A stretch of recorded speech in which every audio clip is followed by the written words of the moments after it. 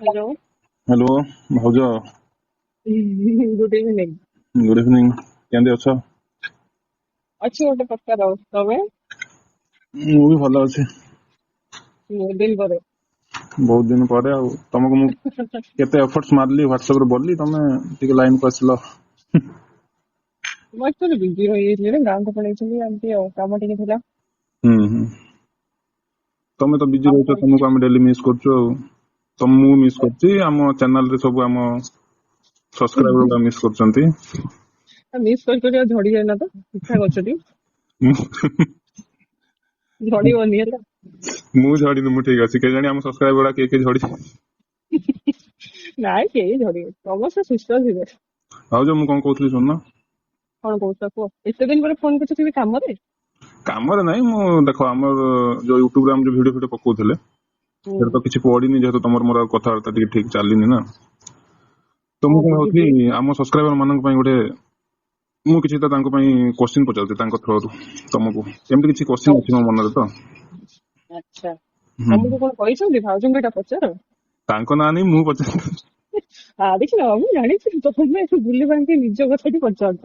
हां बा मोर कोड ना कोड भूल रहला ना सेति हमर डिस्टर्बेंस हे गला तो रिलेशनशिप एडवाइस टिके तमे ही दियो तम ऊपर ही अप्लाई करिवि हाँ बास बढ़िया तुमको माने कौन कहबी चलो।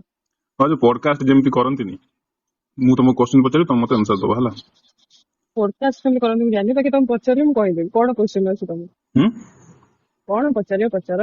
क्वेश्चन आ कोन हमर रिलेशन जेमतिया सेही ऊपर आ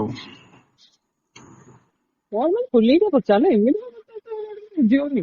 हो गोटे फॉर्मालिटी हिसाब रे करिया हला जेमति हम व्यूअर्स गुडा सुनियो तांको भल लागियो मु तांको टी वेलकम कर दोजो कोन कहउछ ना तमे करियो नहीं तुम्हें करो तुम व्यूअर्स।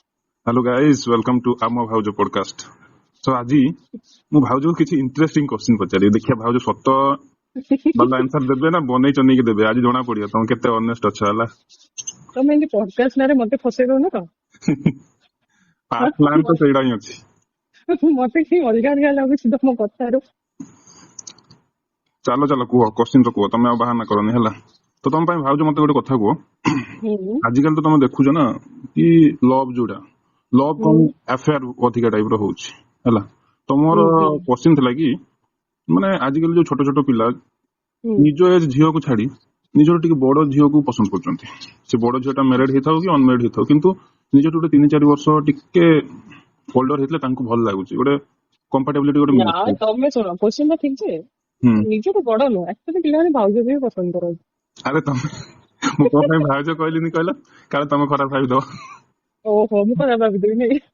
हौ कुह कोन कोन पई माने निज एज रु छाड़ी निजे भाउज मन को बहुत पसंद करंती देख माने निज एज रो पिला मनकर अंडरस्टैंडिंग सेते न थाए देखो गोटे मैच्योर लोक जो भले सॉल्यूशन बतेइबो गोटे मैच्योर लोक जो भले तुम सहित डील करिवो तो बुझी परियो माने तुमर जे बड़ से सिचुएशन देखि जाई हां हां तो कोठी कहा को कोन दरकार गोटे जिंस रे केमती गोटे जन को भल लागियो सेटा बेसी भाउज जानिबे ना छुआ माने जानिबे कि बा अने को तम हिसाब रे भाउज मन पाखरे अधिक कंफर्टेबल थाए ना हाँ भाउज मान पाखे अधिक एक्सपीरियंस थाए ସେମାନେ ଜିନିଷଟାକୁ କାମ ବି ହ୍ୟାଣ୍ଡେଲ କରିବେ ତମେ ରାଗିକି ଅଛ ଭାଉଜ ଜାଣିଛନ୍ତି କଣ କହିଲେ ପିଲାଟା ବୁଝିବ କିନ୍ତୁ ଆଜିକାଲି ଝିଅ ମାନେ କଣ ତାଙ୍କ ରାଗ ସେ ରାଗିଛି ତ ରାଗିଥାଉ ଭାଉଜ କହିବେ ନା ନା ସେ ରାଗିଛି କଣ ପାଇଁ ରାଗିଛି ତାକୁ କେମିତି ବୁଝା ହବ ସେଟା ଭାଉଜ ଭାବିବ।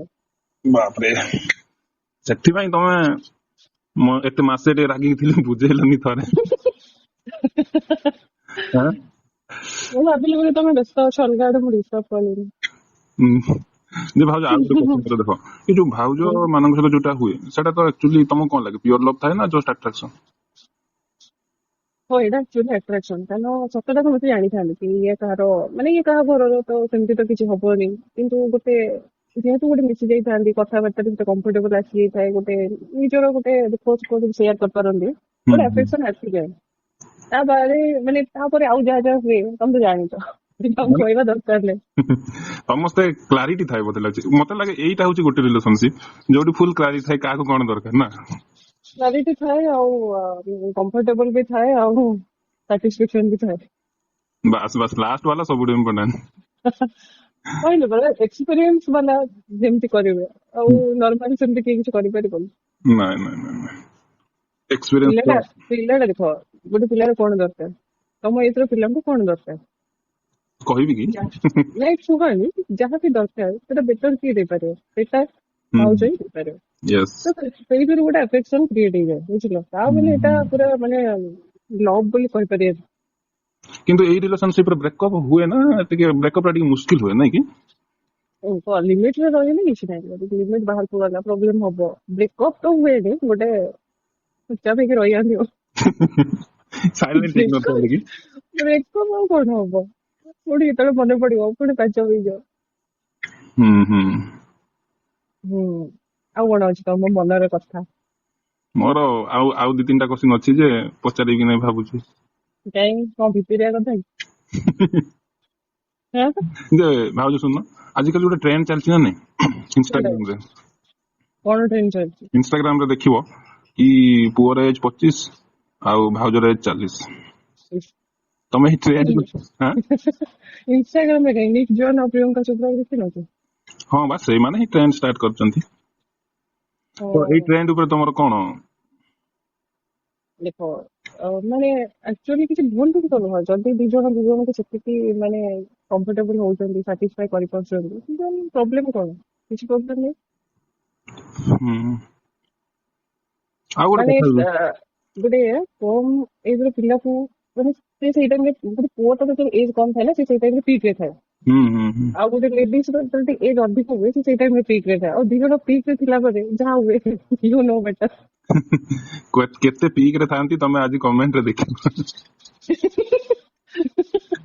ଯେ ଭାଉଜ ମାନେ ଆଜିକାଲି ଗୋଟେ ଆଉ ବି ଗୋଟେ ଜିନିଷ ମୁଁ ଦେଖିଛି କି 40 ରେ କୁଆଡେ ଅଧିକା ନଟି ହୁଅନ୍ତି। ହଁ କି? ମତେ 40 ହେଇନି, ମୁଁ ଜାଣିନି। ଆଉ କେତେ ଦିନ ଗଲା ପରେ ହବ ଆଉ। କେତେ ଦିନ ନୁହଁ, ବହୁତ ଦିନ। ତାମାନେ ସେ 40 ବାଲା ଇନିଂସ ଆମର ଆଗକୁ ଆସିବ ଆଉ। ନାଇଁ ଶୁଣ, 40 ରେ ନଟି ହୁଅନ୍ତି ସେମିତି ନାହିଁ। ଆକ୍ଚୁଆଲି ଝିଅ ମାନଙ୍କୁ ଟିକେ ଜଲ୍ଦି ମ୍ୟାରେଜ କରିଦଉଥିଲେ ଆଗରୁ। ତ ଯୋଉ ଏଜ ରେ ସେମାନେ ଯାହା ପାଇବା କଥା ପାଉନଥିଲେ, ସେଇ ଏଜ ରେ ଛୁଆ ପିଲା, ଘର ସଂସାର କାମ, ଏଇ କାର୍ଯ୍ୟ, ଏଇ ସବୁ କାମରେ ତାଙ୍କ ଟାଇମ ଯାଉଥିଲା। ତ ତାଙ୍କର ଯୋଉ ମାନେ ୱିଲିଂ ଟା ଥାଏ, ସେଟା କିଏ ମାନେ କେମିତି କଣ ହବ, ତ ସେମାନେ ସେଥିପାଇଁ ଗୋଟେ ଡିଜାଇର ଟା ମନେ ରହିଯାଇଥାଏ। ହଁ ରାଇଟ ରାଇଟ, ସେଇ ଟାଇମ ଆସୁ ଆସୁ ହଜବେଣ୍ଡ ମାନେ ଅଲମୋଷ୍ଟ ତାର ସବୁ ଡିଜାଇର ଟା ଏଇଟା ହେଇଯାଇଥାଏ ନାଇଁ କି? ହଁ ଦେଖ, ହଜବେଣ୍ଡ ବାହାରକୁ ଗଲା, ବହୁତ ଜଣଙ୍କ ଦେଖା ହେଲା, ସିଏ ତାଙ୍କର ଲାଇଫ ଟିକେ ଅଲଗା ପ୍ରକାର। ଯିଏ ଘରେ ରହିଲା, ସବୁ କାମ କଲା, ତାର ତ ଗୋଟେ ଇଚ୍ଛା ଅଛି, ସେଟା କୁଆଡେ ଯିବ? ସେ ଇଚ୍ଛା ତ ରହିଥିବ ନା। 40 କଣ 50-60 ଯାଏଁ ରହିଥିବ। ଭାଇ 60 ଇମାଜିନ କଲେ କେମିତି ଲାଗୁଛି? ହଁ ଆଜିକାଲି ପସିବଲ, ଆଜିକାଲି ତ 50 ବି ନର୍ମାଲ ହେଇଗଲାଣି। ହଁ କିନ୍ତୁ ମାନେ ମୁଁ କଣ ଭାବୁଥିଲି କହିଲ ଭାଉଜ, ଆଜିକାଲି ଅଧିକା ଏଇଟା ଚାଲିଛି। ମତେ ଆଗରେ 10 ବର୍ଷ ତଳେ ଏଇଟା ଏତେ ଚାଲୁନଥିଲା ନାଇଁ କି? 10 ବର୍ଷ ତଳେ ଲୋକଙ୍କର ମାନେ କନେକ୍ଟ ହେଇପାରୁନଥିଲେ ଜଣେ ଜଣଙ୍କ ସହିତ। କନେକ୍ଟ ହେଇପାରୁନଥିଲେ। ତାପରେ କଣ କହିଲେ, ଏବେ ନିଜର ଇଚ୍ଛାଟା ସମସ୍ତେ ଡାଇରେକ୍ଟ କହିପାରୁଛନ୍ତି, ମତେ ଏଇଟା ଦରକାର, କି ମତେ ଏଇଭଳିଆ ଦରକାର। ଆଗରୁ ସେଟା ଟିକେ ଡର ଥିଲା, ଏବେ ଆଉ ସେଟା ନାହିଁ, କାରଣ ସୋସିଆଲ ମିଡିଆ ହେଲ୍ପ କରୁଛି। ଏଇ ଇନଷ୍ଟାଗ୍ରାମ ରେ ଆସିଲା ବେଳକୁ ସମସ୍ତଙ୍କ ସହିତ କନେକ୍ଟ ହେଇଗଲେ। ଆଉ ଇନଷ୍ଟାଗ୍ରାମ ଟା ଗୋଟେ ମ୍ୟାଟ୍ରିମୋନି ସାଇଟ୍ ହବା କଥା। ମ୍ୟାଟ୍ରିମୋନି ନା ଆଉ କୋଉ ମନି? ଯାହା ବୁଝିପାରିବ ଆଉ। ସବୁ ପ୍ରକାର ମନି, ସବୁ ପ୍ରକାର ମନି। ଆଉ ଗୋଟେ କ୍ୱେଶ୍ଚିନ୍ ଅଛି ମୋ ପାଖରେ। ମାନେ ଯଦି ଗୋଟେ ଦେଖ, ସମସ୍ତେ ତ ଆଜିକାଲି ଯୋଉ ଚାଲିଛି, ମାନେ ସମସ୍ତେ ହିଁ ପ୍ରାୟ ସମସ୍ତେ ହିଁ ଚାହୁଁଛନ୍ତି କି ମାନେ କେମିତି ଗୋଟେ ଭାଉଜ ଫାଉଜ ମାନଙ୍କୁ ସେଟ୍ କରିଦେବେ ହେଲା। ତ ମାନେ ସେଇ ରାସ୍ତାରେ ଯିବା ପାଇଁ ବେଷ୍ଟ ଆପ୍ରୋଚ ଟା କଣ ହେଇପାରେ? ଆକ୍ଚୁଆଲି ଏମିତି ତ ସମସ୍ତେ ତ ନଥାନ୍ତି ନା, ସବୁ ଭାଉଜ ନଥାନ୍ତି, ଖାଲି ତମେ ଟିକେ କଥା ହେଲ ଉପରେ ପଡିଯିବେ ତ। ନା ଜମା ବି ନୁହଁ। ଦେଖ, ଏକ୍ଚୁଆଲି ସମସ୍ତେ, ସବୁ ପୁଅ ସେମିତି ନୁହଁ କି ସବୁ ଭାଉଜ ସେମିତି ନୁହଁ, ବୁଝିପାରୁଛ? ଗୋଟେ ପୁଅର ଲାଇଫରେ କିଛି କମି ଥାଏ, ଆଉ ଯଦି ତାକୁ ମାନେ ତାର ଲକ୍ ଫେଭର କଲା, ଗୋଟେ ଭାଉଜ ବି ମିଳିଗଲା, ତାକୁ ବି ସେଇ ଜିନିଷର କମି ଥିବ, ଦେନ୍ ବଣ୍ଡିଂ ଷ୍ଟ୍ରଙ୍ଗ। ବାପରେ, ଲକ୍ ବି ସାଥ ଦରକାର ନା? ଅବଭିୟସଲି ଦରକାର ନାହିଁ ଯେମିତି କାମ ଦେବ। ତାହେଲେ ଟିକେ ଟାଇମ ଦରକାର, ଟିକେ କଟେଇବାକୁ ପଡିବ ଆଉ, ମିଶିବାକୁ ପଡିବ, ଜାଣିବାକୁ ପଡିବ କଣ କମି ଅଛି ଭାଉଜର, କଣ ଦରକାର ଅଛି। ଯଦି ସେଇଟା ଫୁଲଫିଲମେଣ୍ଟ କରିପାରିଲ ତାହେଲେ ହେଇଯିବ। ଆଉ ଗୋଟେ ମୋର ଜେନ୍ୟୁଇନ୍ କ୍ୱେଶ୍ଚିନ୍ ଅଛି, ଏଇଟା ମୋ କ୍ୱେଶ୍ଚିନ୍ ହେଲା, ମୁଁ ପଚାରିବା ପାଇଁ ଚାହୁଁଛି।